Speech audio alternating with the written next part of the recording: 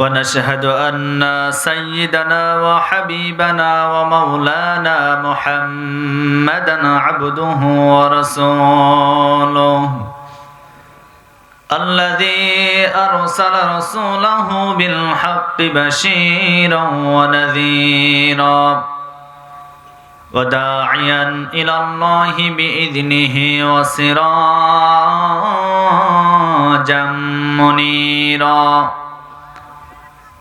أما بعد فقد قال الله تعالى في كلامه المجيد وبرهانه التوحيد সবাই জবান ছেড়ে আমার সঙ্গে তেলাওয়াত করুন আউযু বিল্লাহি মিনাশ শাইতানির রাজিম বিসমিল্লাহির রহমানির রহিম মা সালাকাকুম ফি সাকার ক্বালু লাম নাকু মিনাল মুসাল্লিন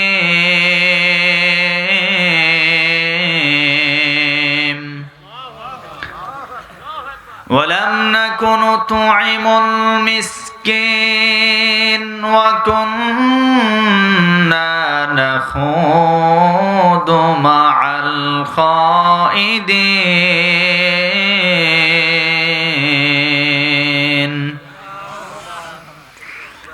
الله أكبر بسم الله الرحمن الرحيم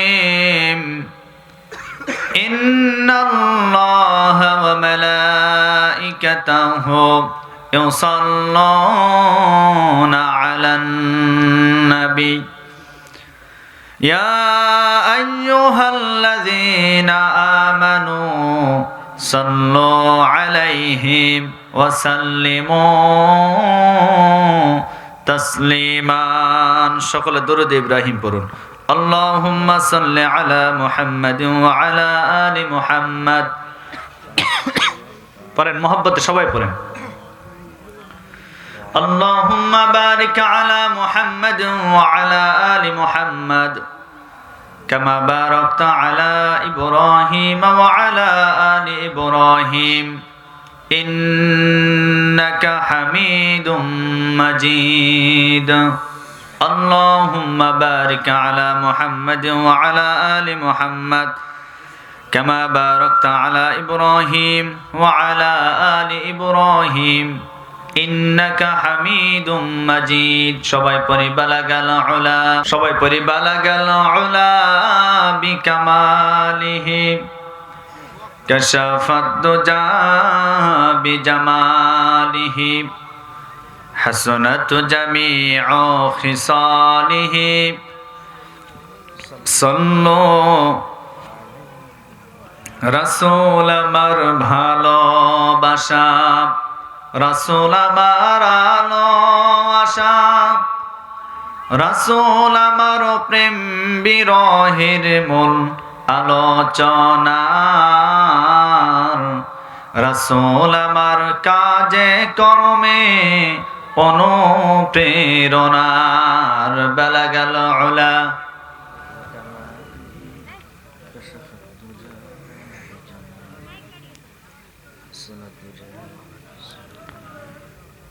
আপনাদের পড়ার আওয়াজ দেখে মনে হচ্ছে আপনারা না খেয়ে বাড়ি থেকে আসছেন। হ্যাঁ, আচ্ছা খাননি কে? হাত তোলেন তো দেখি। তার মানে সবাই খেয়েছেন।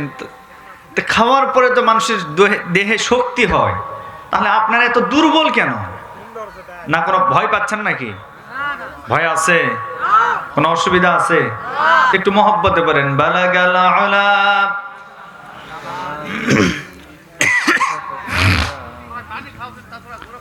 হাসনাত জামিউ খিসালিহি। আলহামদুলিল্লাহ। আমারই পূর্বে কথা বললেন আমার শ্রদ্ধাভাজন বড় ভাই, আমার ভালোবাসার একান্ত কাছে, আমাদের সকলের পরিচিত সুমধুর কণ্ঠে আলোচনা করে আমাদেরকে মুগ্ধ করেছেন। আপনারা ওনার আলোচনা শুনে খুশি না বেজার?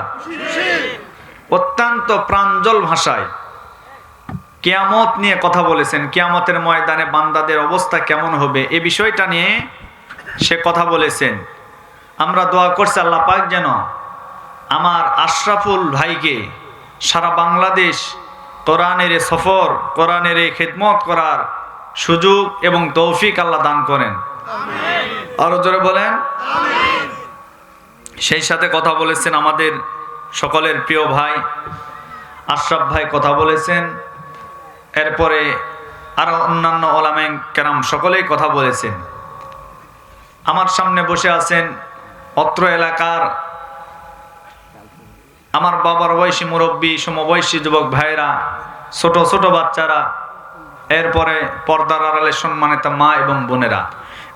আমি জানি পুরুষের চাইতে মহিলার সংখ্যা বেশি, তার কারণ এখন পুরুষরা ওয়াজ শোনে কম, মহিলারা ওয়াজ শোনে বেশি। আলহামদুলিল্লাহ। তবে আগের চাইতে মহিলাদের পরিবর্তন আমরা মোটামুটি ভালোই দেখতে পাচ্ছি। এই পরিবর্তন যেন আরো বেশি হয়। কি বলেন আপনারা? শুধু ওয়াজ শুনলে হবে না, পরিবর্তন আনতে হবে। পরিবারে স্বামীর সাথে কেমন আচরণ করতে হবে, পরিবার কিভাবে চালাতে হবে, ধৈর্যশীলা হতে হবে, ধৈর্য ধারণ করতে হবে, সন্তান লালন পালনের ক্ষেত্রে কেমন আদর্শবান মা হতে হবে,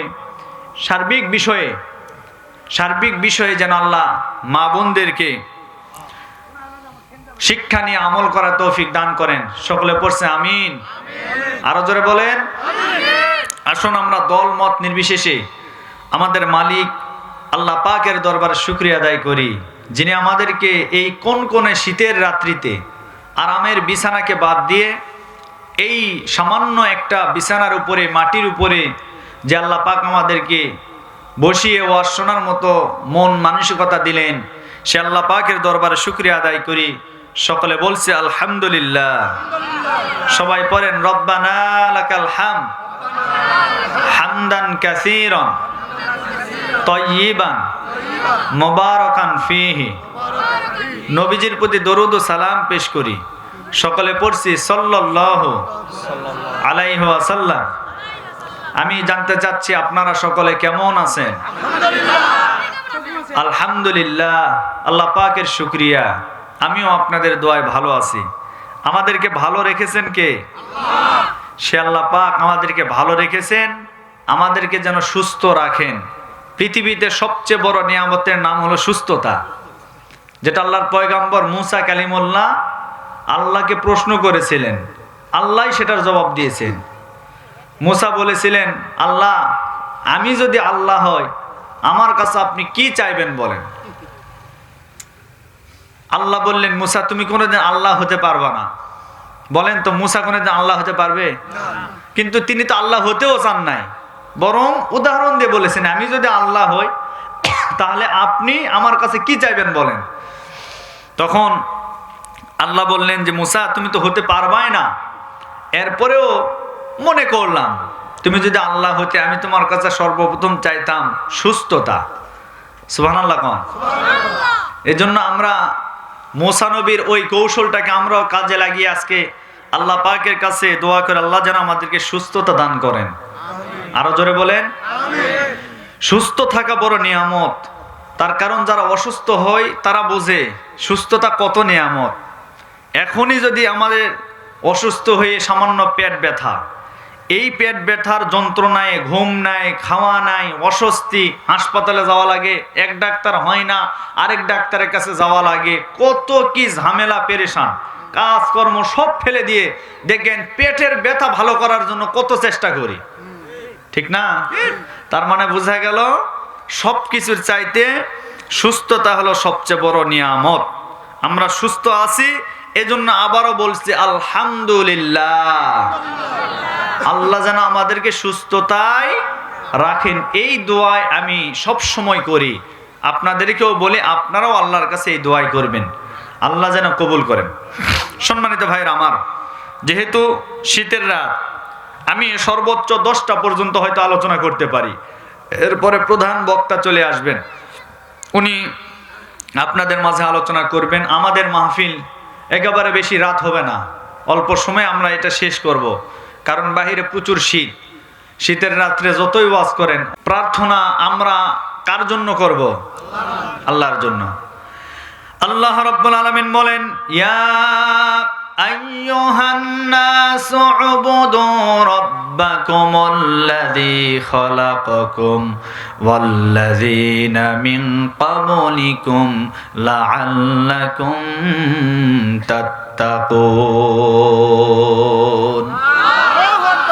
আল্লাহ রাব্বুল আলামিন বললেন, ইয়া আইয়ুহান নাসু উবুদু রাব্বাকুমুল্লাযী, হে মানব সকল, তোমরা আমি আল্লাহর ইবাদত করো।